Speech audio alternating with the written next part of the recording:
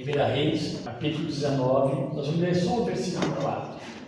Diz assim: Ele mesmo, porém, se foi ao deserto, caminho de um dia, e veio, e se assentou debaixo de um zimbro, e pediu para si a morte, e disse: Basta, toma agora, ó Senhor, a minha alma, pois não sou melhor do que meus pais. É Elias que está falando, isso aqui, essas palavras são dele, a Deus, né, diante de Deus, numa oração.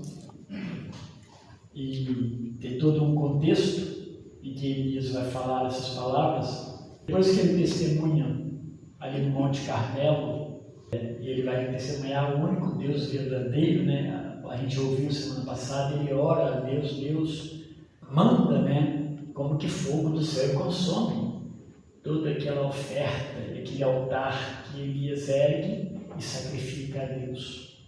Deus ouve Elias, o povo grita, né? Só o Senhor é Deus.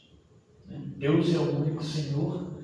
Israel era, né, naqueles dias, povo idólatra. Samaria, capital de Israel do Norte, era uma cidade já envolvida pela idolatria, pelos altares, né, a deuses pagãos. E havia centenas e centenas de profetas de Baal ali em Samaria, sustentados pelo Estado, pelo governo de Israel do Norte. Então, depois de tudo que aconteceu no Monte Carmelo, os profetas de Baal são mortos. Então, depois de tudo isso, Deus fala para Elias: agora volta lá e avisa para Acabe, o rei, que vai chover. Por que é importante Acabe ouvir isso? Acabe, um rei idólatra, agora ele sabia que o arrependeu a chuva não era Elias, mas o Deus que ouviu a oração de Elias. Quando Acabe ele volta para o palácio, ele volta para a esposa dele, que é Jezabel, o que aconteceu? Olha, aconteceu isso, isso e isso, e Elias matou todos os seus profetas, né? E ela faz então, no verso 3 desse capítulo aí, ela faz um juramento. No verso anterior, ela faz um juramento que ela não ia ter paz, né? Ela não ia sossegar enquanto ela não matasse Elias. Ela dá até um prazo, né? Amanhã, nessa hora, ele já estará morto. O que acontece com Elias? Ele fica com medo, é um ser humano. Ele vai ficar com medo, ele sai dali da região, sai do alcance de Acabe e Jezabel, obviamente. Passa em Bersebe, deixa o ajudante dele. Esses homens tinham ajudante, Eliseu tinha também um ajudante, um pajem, né? Deixa o ajudante dele em Bersebe, talvez um lugar seguro para o seu ajudante, talvez na família. E ele vai sentar-se debaixo de um pé de zimbro, uma planta do deserto. Tem outros nomes que eles dão para essa planta, não é uma planta muito alta, mas ele fica debaixo de uma planta. E ali ele começa ele vai orar a Deus. Mas é muito importante a gente pensar nessa caminhada de Elias para esse lugar. O que estava acontecendo com Elias? Era só o medo, né? Alguns dos irmãos falam da depressão de Elias e possivelmente essa depressão vai se fazer presente a partir desse evento. E isso é uma realidade, tá? A Bíblia não esconde essas coisas. Ela não trata ali, não está falando assim, Elias estava depressivo. As ações de Elias mostram que ele de fato estava entrando nessa depressão de não ter vontade de viver, porque ele não estava como, não tinha onde ele se esconder. Ele estava fazendo, imagina, ele estava fazendo o que é certo, ele sabia quem é Deus, ele tinha dúvida. Então, fazendo o que é certo, e ele gastou um momento, não aqui, ele vai falar que está sozinho, e ele está sendo perseguido, ameaçado de morte por um rei que é de ascendência judaica. Claro, a mulher dele, não, né? Então, ele não sabe onde eu vou me esconder. Não tem como se esconder num rei que nem de Israel. Então, ele fala da depressão. A gente não pode duvidar dessa possibilidade. No entanto, o medo que Elias tinha, isso não mexia com a estrutura da sua fé. Sabe quando nós falamos, a Bíblia nos ensina essas coisas, mas nós estamos pregando muitas vezes expondo isso.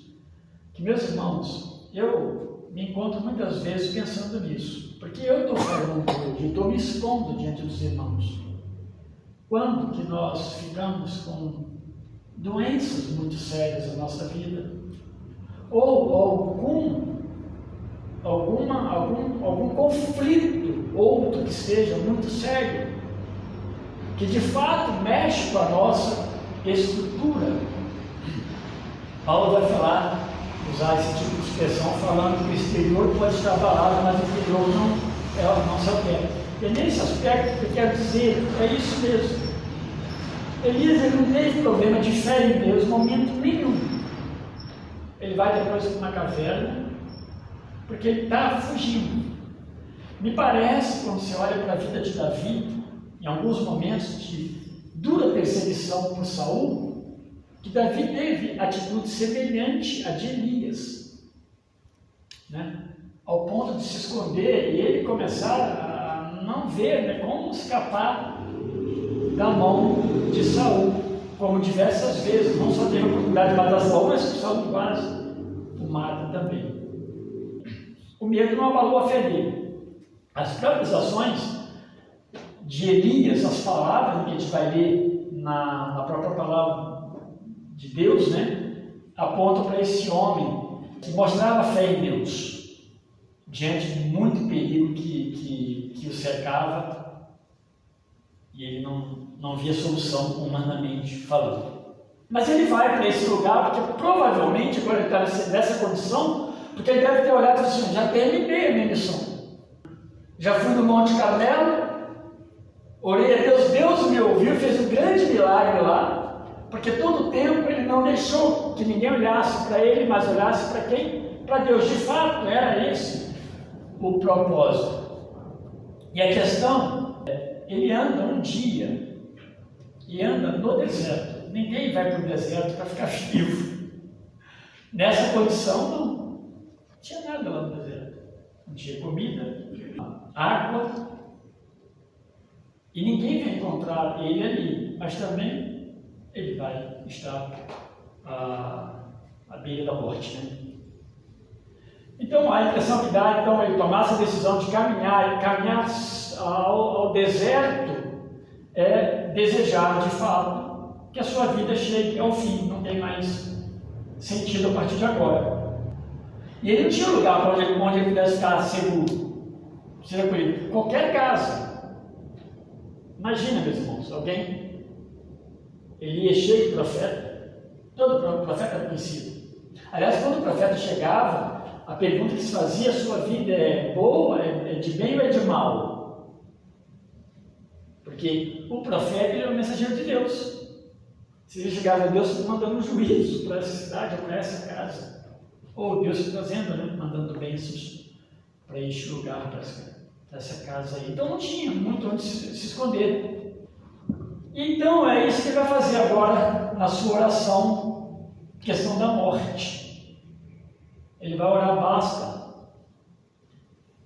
Toma agora, Senhor, a minha alma, pois eu não sou melhor do que meus pais.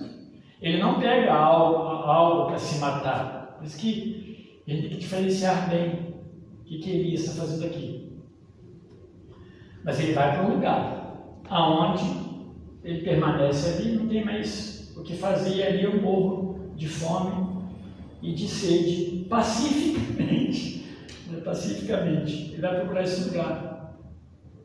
À medida que o tempo passasse, ele ia chegar nesse tempo da morte. Então, deitar e dormir ali, esperando a morte, era o plano de Elias, e é assim que ele vai orar. O que acontece, meus irmãos? Nós não lemos. Mas o que acontece aqui?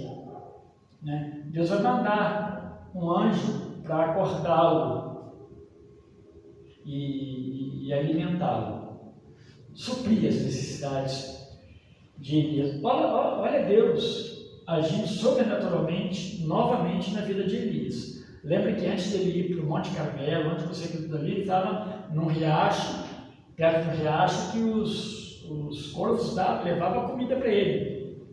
Aparecia comida lá, seja um bicho vivo que o corvo pegava, mas dava para ele ali, para ele comer até o riacho secar. E ele vê que negócio, o que eu faço? Deus manda, ele não terminou a sua missão, não aconteceu ainda. E agora novamente Deus vai acordar e vai alimentar ele por 2 vezes. Vai fazer isso. Porque diz lá assim, ainda há uma grande jornada pela frente. Por isso que eu falei sobre a questão de como estava de fato a fé de Elias. O problema todo, meus irmãos, é quando a aflição vem e a fé é abalada. A fé em Deus. Porque quando está tudo bem, mesmo que não seja uma aflição tão enorme, né? Então eu suporto. O que Deus quer nos ensinar muitas vezes é que nós devemos depender dEle, seja nos bons momentos e seja nas maiores aflições. E na maior aflição, eu depender de Deus é eu descansar no Senhor, de tal maneira que Ele traz alento ao meu coração, mas por fora não está nada bom. E aí Tiago, eu estava lembrando desse texto enquanto eu meditava nesse versículo, eu lembrei de Tiago. Né? Tiago, ele argumenta lá no capítulo 5, principalmente o verso 17, mas são 2 versículos, ele argumenta que Elias era um homem como nós. Olha que interessante quando ele faz a comparação, você fica pensando, por que Tiago está colocando, né, que Elias era um homem como nós? Sujeito aos mesmos sentimentos. No entanto, Tiago vai dizer que Elias orou a Deus, e Deus o ouviu, na maior das aflições, nos piores momentos. Né? Para nós, imagina. É isso que acontece aqui. Ele está diante de Deus. Ele orou a Deus para prolongar a vida dele. Ele disse assim, basta, né? Porque eu nem sou melhor que meus pais. Né? Eu sou um homem qualquer. E agora, meus irmãos, a gente percebe o seguinte, Elias, então ele amava a Deus. E aqui não é uma mensagem de engrandecimento de Elias. Muitas vezes nas igrejas nós contamos historinhas, as crianças saem olhando para Elias, elas não conseguem ver Deus. E nós precisamos olhar para quem? É para o Deus de Elias. Elias é um homem fraco, por isso que ele é um homem como nós, pecador, frágil, depressivo, querendo se matar, ou querendo a morte, preferindo, né? A morte mostra o quanto ele é como nós. Frágil, um homem extremamente frágil. Mas ele amava a Deus, isso aí nós não temos dúvida. Não há um momento em que Elias blasfema contra Deus e ele obedecia a Deus. Porque na verdade Elias era um homem convertido a Deus, ao Deus de Israel. E não como os profetas lá de Baal. Mas o visível assustou ele. Quando ele olha para a aparência, realmente, né, é igual o Eliseu, vai enfrentar um momento parecido em que havia de fato um exército cercando eles ali. Mas o moço de Geazi via o exército. Mas ele vai depois vai ser mostrado para ele um outro exército invisível que ele não conseguia ver, que era o exército de Deus, que era muito maior e que trouxe de fato uma grande vitória. É isso, o visível estava assustando a Elias. E aí a sua oração vai mostrar o homem frágil, humano, pecador e medroso, temeroso, né? Porque de fato ele foi assustado, ele foi confrontado com aquele visível que o assustava, que não tinha mais vontade, não tinha mais desejo de continuar. Ele vai dizer que eu sou melhor que meus pais, porque seus pais serviram a Deus e todos eles morreram. Ele não é melhor do que nenhum deles, todos eles grandes, Moisés. Ele está falando dos pais imediatos, ele está falando dos pais antepassados, os grandes líderes, talvez Abraão. Ele não era melhor do que eles, né? próprio Moisés nem na terra entrou, Deus permitiu que ele morresse antes de entrar na terra, nem esse privilégio ele teve. Eu não sou melhor que os meus pais. Mas aí, meus irmãos, a questão, esse pedido de Elias não era a vontade de Deus. Não era a vontade de Deus. Quando a gente fala de Moisés, por exemplo, de Arão, o que Deus fala com esses dois? Moisés, Deus vai mandar ele subir, vislumbrar a terra e depois ele vai morrer. Inclusive, Deus o sepulta. E Arão não é diferente. Para Arão é mandar Deus falar: olha, passa o seu cargo para o seu sucessor, seu filho, e morre. E ele foi, passou e morreu. Porque Deus é o Senhor da vida e da morte. Deus. Né?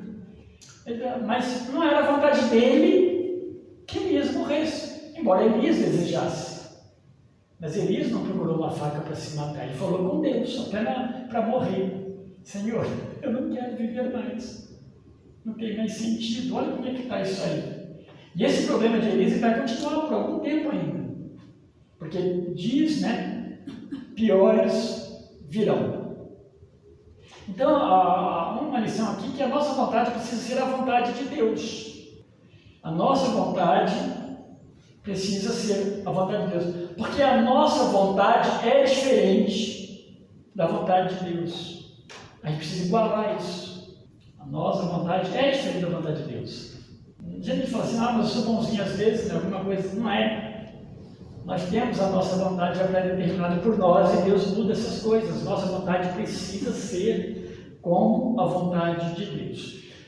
E aí a vontade de Deus, ela é melhor, ela é boa, mesmo quando não nos parece boa. É isso que a gente vai aprendendo quando a gente olha para esses grandes vultos que Deus levanta, esses personagens que Deus levanta ao longo da história. Elias vai então explicitar as nossas fraquezas, os nossos temores, mesmo diante de um Deus que cuida de nós, que nos liberta e nos sustenta todos os dias, né? Com carne e água. Não é verdade? Todos os dias. A gente, meus irmãos, eu acho que vocês devem ter algum tipo de experiência também, de ver providência de Deus de forma milagrosa nessas questões de sustento, de alimento, de chegar alguma coisa na hora que a pessoa não tinha nada. Mas como no século XXI isso acontece? Acontece no século XXI também. As providências de Deus nessas questões. Então, o que Elias está fazendo somos nós. Né? Ele está mostrando como nós somos. Mas há muito de bom nessa oração de Elias. Ele com certeza, ele vai saber aqui nessa oração que Deus é o Senhor da vida e da morte. Deus é o Senhor. Ele não é ocasional. Ele é o Senhor.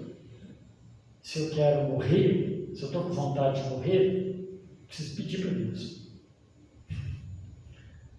Né? Eu preciso pedir para o Senhor. Não posso fazer esse pedido. Talvez a gente possa pensar em questões de depressão até nesse aspecto. Quanto que a depressão afeta esse ponto? Eu não sei, né? E a gente perder isso aí. Mas a impressão que me dá quando olho para esses textos de Elias, de Davi e alguns outros, porque eu acho que Paulo não ficou muito atrás quando ele foi duramente perseguido, quando ele escreve aquela carta de segunda carta de Timóteo, que ele fala: olha, não sei quem foi para lá, o outro foi para lá, os três aqui me abandonaram, na minha audiência não havia ninguém. Conta quantas pessoas lá ele cita, só na memória dele. Então, é possível que ele estivesse também. Assim, é que Deus, ele é glorificado. Não, por ele ser glorificado na nossa vida, ele vai ser glorificado na morte no tempo dele. Será que Paulo não teve a oportunidade de se matar dentro da prisão? Será que ele não encontrou ninguém que por gostar dele, matasse ele e falasse: me mata porque eu não aguento mais? Se ele não tivesse nenhuma arma na sua mão. Sim, meus Deus. Acontece que nem isso ele já sabia que ele tinha direito. Que a morte precisava glorificar a Deus. Ele vai ser decapitado. E ele tinha noção disso. Ele é decapitado como um cidadão romano. Por isso, ser decapitado como ele foi, se tornou um privilégio. Não eram todos. Grande parte, mesmo se fosse judeu, era crucificado ou morto de outra forma, jogado para os animais, tinha que guerrear a vida arena. Ele não, ele foi decapitado porque ele era um cidadão romano. Ele tinha cidadania, né? Dupla cidadania. Deus estava cuidando disso também. Ele entende que Deus é o Senhor da vida e da morte. Então, no seu último pedido, ele vai se dirigir para Deus, pedindo então que o Senhor permita morrer, né? Bom, se ele estava deprimido, Deus o curou, pelo menos ao ponto de não dar cabo à própria vida. E essa não é a minha vontade. O que eu quero chamar a atenção aqui, meus irmãos, não é se a depressão, a doença, a morte ou a vida, mas acima de tudo, uma confiança plena em Deus, para que a gente não faça as coisas do nosso jeito. Há sempre o jeito melhor que é o jeito de Deus, mesmo que não nos pareça. Creio que seja essa a melhor atitude cristã, como cristãos. A depressão, então, ela não pode ser a que ela existia na vida de Elias, que nos parece, né? Não pode eliminar a razão e a fé que existe em nós, ao ponto que nos impede de ouvir Deus, a voz de Deus no nosso coração, que nos afasta da palavra de Deus, que nos afasta dos propósitos do Senhor para as nossas vidas. Porque para Elias, naquele momento, não havia mais nada, mais interesse, mas para Deus, o que Deus fala? Ainda há uma grande jornada. E essa é a questão. Porque Deus não faz as coisas por fazer. Deus não é ocasional. Deus não é circunstancial. Ele sabe o que Ele está fazendo na vida de cada um de nós. Os seus propósitos são os seus propósitos. E a gente está muito atento com isso. A melhor maneira, então, é ouvir Deus, é sempre orar a Deus e pedir a Deus que nos responda de alguma forma. Não como muitas vezes fazem. Eu já orei a Deus e Deus me falou. Às vezes não, porque deu tudo errado. Deu tudo errado. Então a gente fica falando, né, botando palavras na boca de Deus. Melhor ouvir Deus e esperar a resposta de Deus. Elias teve todo o tempo do mundo para esperar a resposta dele. Ele estava num lugar ali que não tinha mais para onde ir. E Deus vai cuidar dele. É interessante, a gente vai ver mais alguma coisa para frente aí na oração dele. Até vai sair de Elias. Mas é legal ver isso aí. Como que Deus cuida, meus irmãos, naquelas situações mais inusitadas, né? A gente nem imagina. Deus está cuidando da sua vida. Aonde você está, do jeito que você está, no dia que você está, no momento, Deus está cuidando. Deus está ali presente, Ele não está ausente. Então, Deus abençoe. Deus te anime. Deus faça olhar para isso. Elias não foi nem um herói, né? Elias foi um servo de Deus somente. Deus nos faça olhar para isso e nos alimente também nas nossas, muitas vezes, lutas, dificuldades e aflições que nós passamos. Deus abençoe os irmãos.